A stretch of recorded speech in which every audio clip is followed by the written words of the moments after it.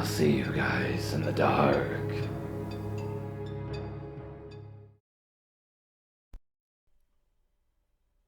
The story took place when I was 23 years old, close to 10 years ago. I was living in upstate New York in a very rural area with my ex-boyfriend and his family. He and I used to argue quite a bit. One morning, before he went to work, he and I got into a very heated argument. He was 20 years old, my senior. But during this particular fight, he acted majorly juvenile. He jumped out of bed, flipped me the bird, and yelled, "If you don't like it so much, then why don't you go back to the fucking Bronx?" That was all the prompting that I needed. I threw on my Uggs and my winter jacket, grabbed my cigarettes, and flew out of the house. I'm unfortunately an impulsive ass, and didn't think to grab my cell phone before I stormed out. I didn't drive, so my only option was to walk. I don't think at the time that I intended to walk back to the Bronx, as I was a 3-hour car ride upstate, but I just needed to go for an angry, dramatic walk. I realized once I got to this road at the entrance of the trailer park that I had no idea where anything really was around me, as I had only lived there a few months at that point, and we really didn't go out a lot. I banked a left and just walked and walked where I knew civilization was. I found myself walking alongside a very busy stretch of road, with 18-wheelers flying by me, spraying me with slushy snow and soaking my shoes. I saw my then boyfriend driving by on his way back to work, and he sped up as he drove past me, evidently still angry about our fight. I thought for sure he was going to turn around at some point, but he never came back. I pressed on, deciding instead of trying to walk to my best friend's mother's house, which I knew to be in the same town. It started to snow, and I was losing momentum. I passed by my VFW, where a nondescript pickup truck was parked in the driveway. It wasn't until I had passed it that I even realized the driver was in the front seat. He called out to me, "Hey honey, do you need help?" My stomach churned, realizing I would have to accept the stranger's offer. I approached his truck slowly and tried to weigh out my options. He was a clean-cut, seemingly normal older white guy, gray hair, greenish blue eyes, just average. I blurted out, "Are you a good guy or a bad guy?" and cringed at myself for asking such a stupid question. He answered, "Ha! I'm a good guy. I wouldn't tell you if I was a bad guy." I ignored the bells going off in my head and got in the front seat with him. As we drove, I realized I had no clue where my friend's mom actually lived. I knew the name of the road that she lived on, but it spanned a good distance, so it wasn't very helpful in terms of finding the destination. I asked to borrow his cell phone so that I could try calling my best friend to ask where the fuck I was going. I called her 3 times, and she didn't answer because she didn't recognize the number. I started to feel pretty hopeless.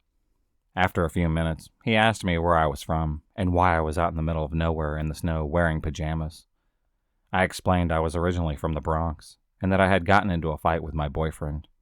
He paused and said, "Hey, you wouldn't be interested in making a little money, would you?" I chuckled nervously and said, "Oh, no thanks though." He responded, "Well, I just figured since you said you were from the Bronx," and just trailed off. Realizing at that point that I was almost definitely in deep shit, I muttered, "Oh, sure." He eyed me up and down and laughed to himself before sneering, Sure. I started to panic big time, but knew that I couldn't show my fear. I scoured the scenery for a pillowy snowbank that I could land in if I leapt out of the truck to no avail. The houses were so few and far in between. I became certain that this would be how I met my demise. I'll never know why, but it was at this point that he decided to ask me who I was going to see. I quickly blurted out that it was my best friend's mom and her husband. He instantly perked up and explained that he knew the husband and how they used the snowmobile together 20 years ago. I felt the greatest wave of relief when he explained that he knew exactly where his old buddy lived. When we finally pulled up to that big yellow house, it was like arriving to the promised lands. I sheepishly asked him his name. "Steve," he said, then asked me mine. I gave him a fake name, spat out a bullshit thank you, and ran as fast as I could from his truck to the porch. I crashed to the front door and locked it behind me. I immediately started crying and running through the house trying to find my friend's mom. I had awoken her from a sound sleep, but she didn't say a word about it upon seeing how shaken up I was. Once I knew I was safe with her, I explained everything. The fight, the fleeing, the weird guy and his sexual proposition, and she listened to me, horrified and curious at the same time. She made me promise never to do anything so reckless again, and that if I needed to call her, she told me that she would ask her husband when he got home about this Steve guy and find out more about him. I returned to my boyfriend's later that same day and got really stoned to try to forget about the events of that morning. The following day, my friend's mom called me to tell me that Steve was a dangerous person who her husband had cut off communication with years ago. The last he had heard about Steve was that he had been arrested for some assault charges. She went on to the point on how incredibly easy it would have been for him to hurt me and leave me just anywhere on some lonely stretch of road, and no one would even know where to look for me.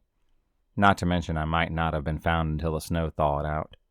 So Steve, you major fucking creep. I really don't want to ever see you again. Upon sharing this story with the best friend of mine, mentioned in the story, she reminded me that I left out a super unsettling detail. When her mom called, she was able to tell me Steve's last name. One of the first results on Google with his name plus the town's name brought me straight to a registered sex offender's website, with a mugshot of him. His eyes looked cold and empty, and I realized with him being on probation at that time, he could have especially eager to not have me get him in any further trouble with the law. Her mom said it best when she told me that I must have some serious guardian angels watching me.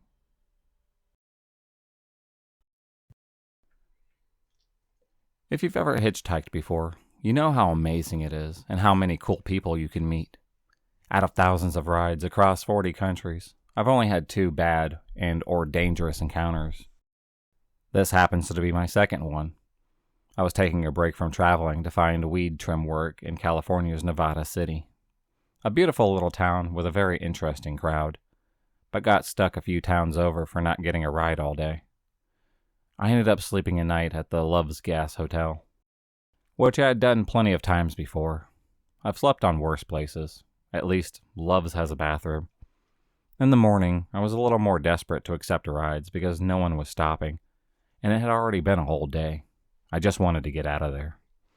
A pickup truck is speeding past me and slams on the brakes ahead, then slowly backs up. Inside is a man and a woman in their late 50s, and he says in a husky voice, "Where you headed, boy?" "Nevada City. Any distance helps." "Well, get in. We're going to Yuba." They seemed normal enough, even without most of their teeth and hair, so I jumped in. It all happened in rapid succession. I toss my bag in the back and jump in. I shut the door. I notice a pile of guns and bullets on the floor. Before I have time to rethink my decision, we speed off. So as I'm trying to assess whether or not I'm in danger, they start telling me how this guy just got out of jail for aggravated assault.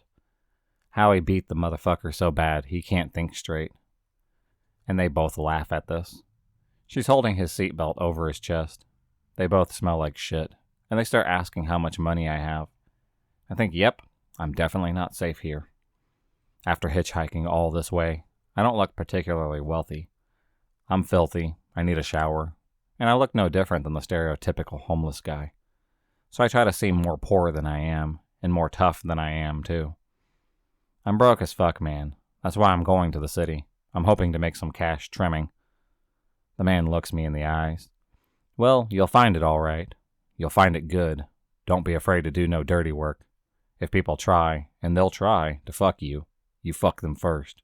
You get what I'm saying?"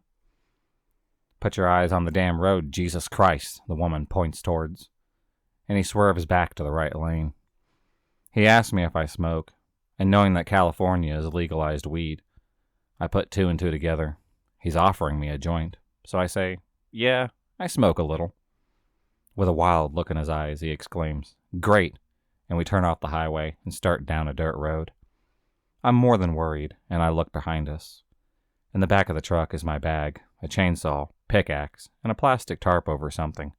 Didn't help my anxiety one bit. Finally, we stop in front of a clearing. The woman takes out, not a joint, but a meth pipe. It's the first time that I've seen a meth pipe, and a lot of things start to make sense. while he lights up and exhales in the car. I've never seen smoke so white. I'm rolling the window down as fast as possible because I don't smoke that shit. The woman takes some as well, and they tell me how they're going to collect money that a woman owes them. That damn bitch is going to pay me today one way or another. Damn straight.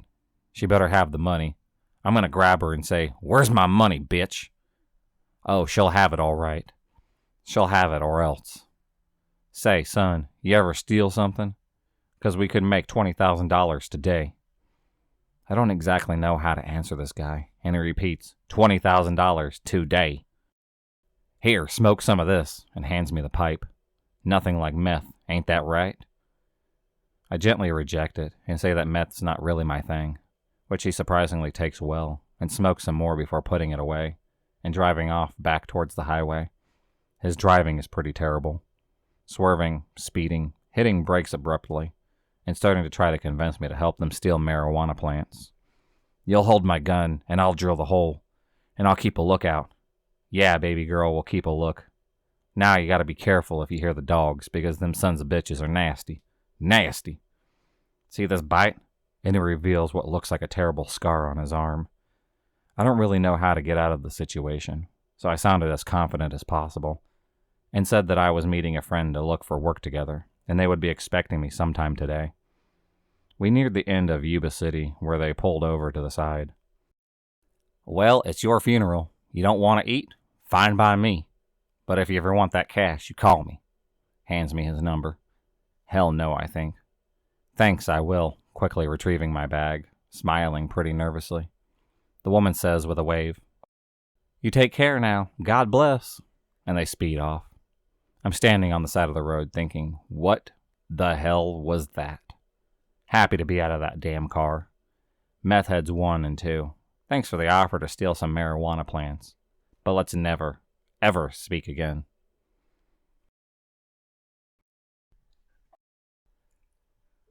My dad is one of those people who had about 20 different lives.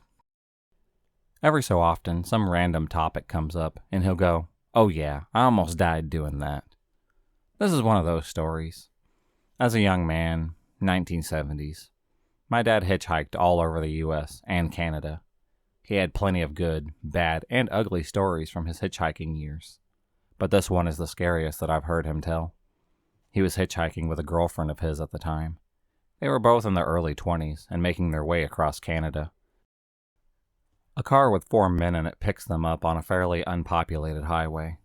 They recognize that the men must have been from the nearby Indian reservation, and they never speak a word of English to them.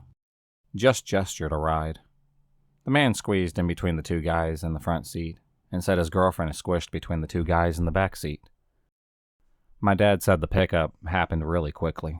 The seating arrangement not what he would have chosen, but whatever. They were getting a free ride. Then as they start to drive, all of a sudden my dad realizes that everyone in the car is really, really drunk. The whole car reeks of alcohol, and the men start talking to each other loudly in their native language, and my dad can just tell that they're absolutely wasted.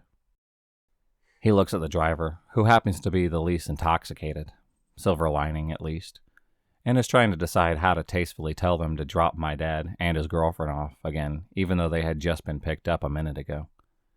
When his girlfriend starts screaming from the back seat, both of the men on either side of her had started groping her, and very roughly. She was trapped between them. My dad turns around and starts to yell at the guys and reach back there. But the other front seat passenger, not the driver, starts to grope my dad. My dad starts screaming and swinging around at everyone, but there's not much room in the car, and he's outnumbered. And the guy next to him is still trying to get in his pants. Then one of the guys in the back seat whips out a knife and holds it to my dad's girlfriend's throat. Before my dad can hardly react to that, the driver, remember the least drunk one, and the only one who hadn't violated anyone at this point, turns around, hands off the wheel, and punches the knife-holding man really hard right in the face. Stupefied, the guy drops the knife, and everyone kind of just shuts up, except for my dad, who's still yelling, and his girlfriend, who is pretty much hysterical at this point. The driver promptly pulls over, and my dad and girlfriend tumble out of the car shaking, barely managing to get their bags out as well before the car speeds off again. As soon as the car from hell drove off, my dad desperately flagged down the next car to come along and told the driver what had just happened. The driver lets them in for a ride and tells them he actually works at the reservation where those guys clearly lived. Trying to calm my dad's girlfriend down, he told them it was unlikely the men would have actually raped her. Apparently, drunk groping was a problem on the reservation, but not rape. Whether this was actually true or not is a mystery to me. But then he turns to my dad very seriously and says, "You, on the other hand, you're lucky. They found a guy out here just last week who had been hitchhiking, castrated." If you enjoyed this video, please subscribe, like, and hit the bell for notifications on future videos, and become a stalker of the night. And I'll see you next time.